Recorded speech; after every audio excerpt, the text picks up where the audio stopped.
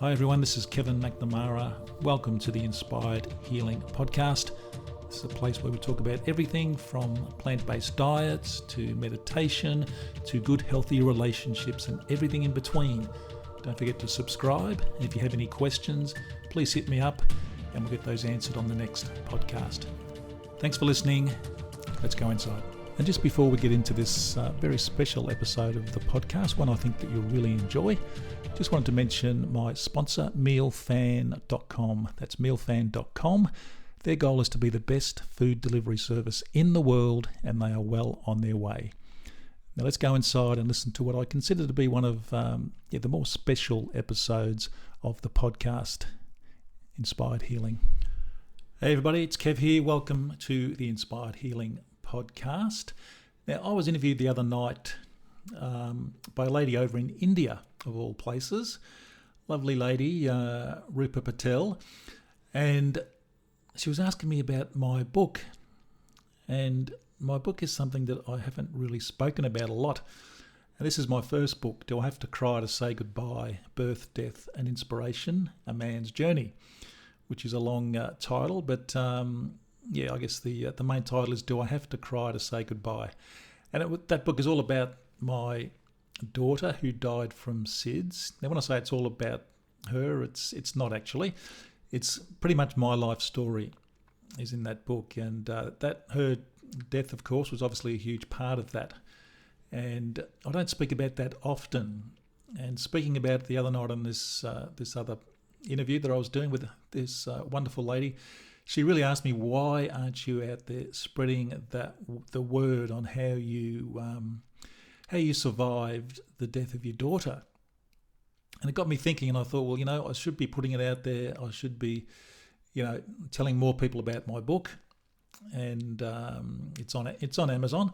You can certainly get it there. But the actual story behind it is a really interesting story to tell. So I thought it was about time I did that on the podcast.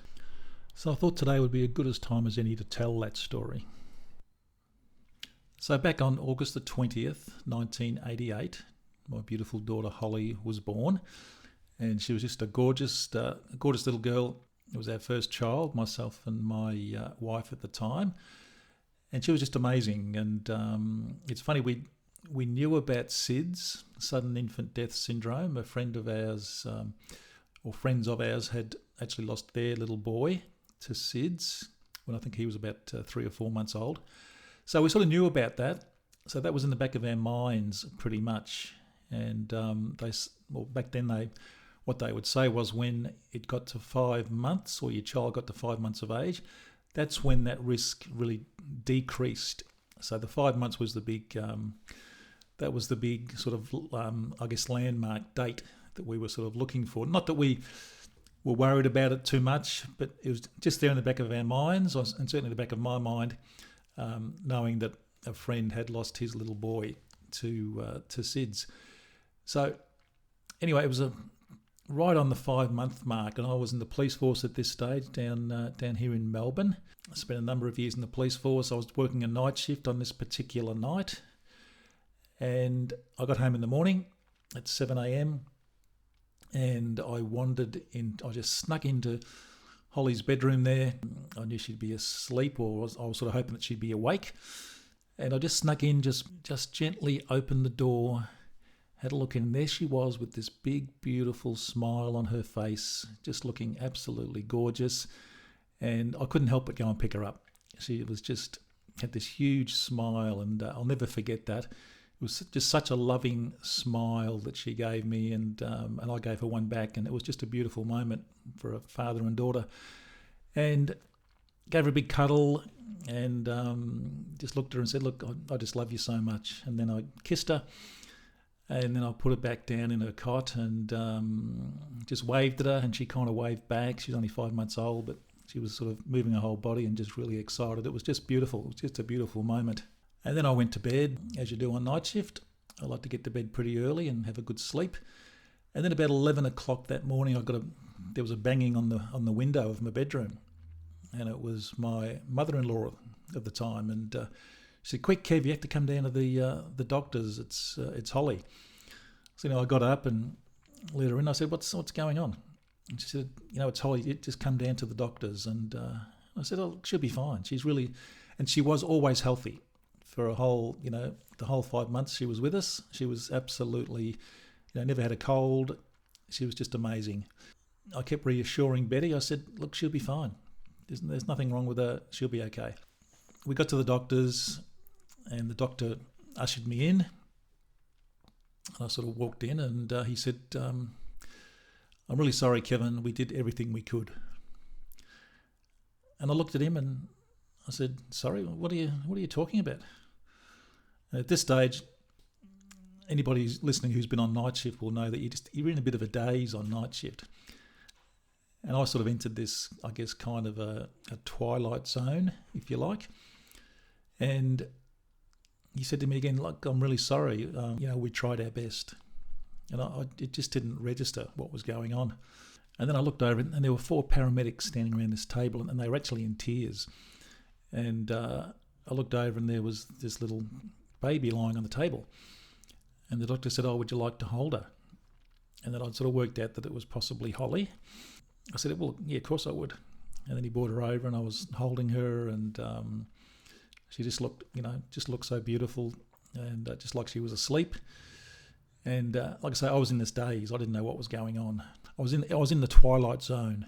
I really was in that twilight zone of not knowing what day it was, where I was, what had happened. It was all just a blur at that stage. Then my wife at the time came in and she started screaming and it was just a horrible scene. But my whole body kind of, I guess, sort of shut down and just totally blocked that out. And I certainly, there were no tears. There was no emotion from me at all. It was like my emotions just totally shut down. My feelings shut down. Everything had just shut down in my body.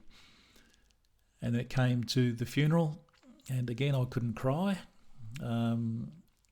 It was all surreal. And I carried Holly's coffin out. It was this beautiful little white coffin. I carried that out to the hearse. Still no tears. Just nothing was coming for me. And then we got to the cemetery. We buried her, and again, just nothing. And I'd sort of carried on as though nothing had happened in many ways. And I sort of felt sorry for other people who were crying. I'm thinking, look, Holly's okay. It was just the weirdest experience. And I guess those of you that have gone through this would understand what I'm saying. And if you haven't gone through it, it's a bit hard to sort of grasp that. But anyway, it wasn't until about it was maybe 3 or 4 months later, and I'd been drinking quite heavily, and I got home again fairly early in the morning. And like I say, I'd had quite a bit to drink, and we had actually done a video of Holly at Christmas that year, Christmas 1998. Christmas 1988. And I put this video in, it was the old VHS video, and I put that in the, the record player, in the VHS video player, the old, back in the old days. And it came on, and as soon as I saw Holly and it was Christmas, I just broke down and I just cried continuously for about probably half an hour, and that's when it all sort of hit me. And like I say, it took a long time, and that's why the book is called "Do I Have to Cry to Say Goodbye?" And I didn't start writing that for a long time. It was I spent, my wife and I got divorced. Yeah, it probably wasn't until it was around about 2005 that I'd been lost for many years. I just stayed in this daze, and it just nothing was, I had no direction, I had no purpose. There was just nothing that I was doing in my life that made any sense. And eventually I thought, I'm just going to write down some notes about Holly. I just had this urge to do that. And that was around about 2005. And it took me, it was about 4 years, in fact probably closer to 5 years before I'd actually written the whole book. And I thought I was writing about Holly, but I was actually writing about myself. And I'd written this, from the day I was born right through until when I wrote the book. And it was very cathartic, just getting all of that emotion and all those feelings into words and just putting them down on paper. And eventually that book came out. And I self-published it back in 2009, and I guess it sold around about 1,000 copies, which was fantastic for a self-publisher. But after that, it just sort of died a little bit. The book just really went off the radar, and I sort of forgot about it. And it wasn't until a couple of years ago that I decided to put it up on Amazon. Again, I made a few more sales there, but again, I just let it go. And I thought, I tell people about it occasionally, but it wasn't until I was interviewed a couple of nights ago that it really sort of brought home to me the fact that people need to hear this message. And it took me a long time to get over that, and meditation really, really helped me. If it wasn't for meditation, I'm not sure where I'd be. And that is really what pulled me through that real, it was probably, 10 years just in the wilderness. I was just lost and looking for my meaning and my purpose, and it took me a long time to find it. But meditation is what really helped me with that, and just talking about it. Writing the book was very cathartic, and it just really helped. And now I really understand. It's taken a long time to work out, but that story needs to be out there, that you can go through these setbacks in that time, between writing the book and now.